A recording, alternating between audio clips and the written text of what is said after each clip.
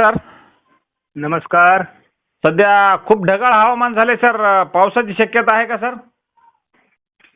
पावसाची हलकी शक्यता आहे ना. कोणकोणत्या जिल्ह्यात? सध्याच्या अंदाजानुसार कोल्हापूर, सांगली, सातारा पूर्व, पुणे पूर्व, बीड, धाराशिव, लातूर, थोडं जालना आणि पूर्व अहिल्यानगर, थोडं अकोला, अमरावतीच्या भागामध्ये ढगाळ वातावरण जास्त राहील. साधारण 26, 27, 28च्या दरम्यान. आणि थोडं नांदेड, वाशिम, हिंगोलीला देखील ढगाळ वातावरण वाढू शकतं या दरम्यान.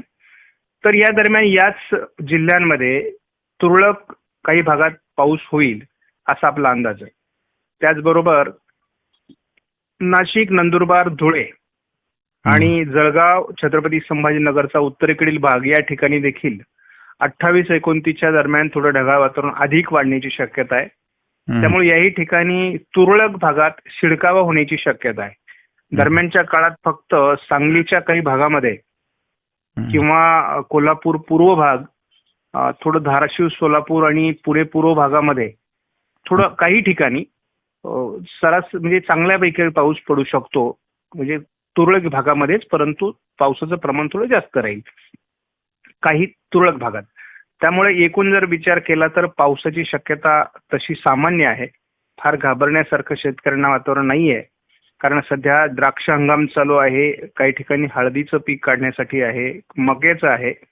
तर काही ठिकाणी आपण असं बघतो की सध्या इतरही शेतीची काही कामं चालू आहेत. तर कांद्याची काढणी काही बऱ्याच शेतकऱ्यांची बाकी आहे. तर या बाबतीत शेतकऱ्यांनी जर माल काढून ठेवलेला असेल तर तो उघड्यावर ठेवू नये, कारण तो झाकून ठेवला पाहिजे. पावसाने भिजलेल्या मालाची प्रतवारी घसरते.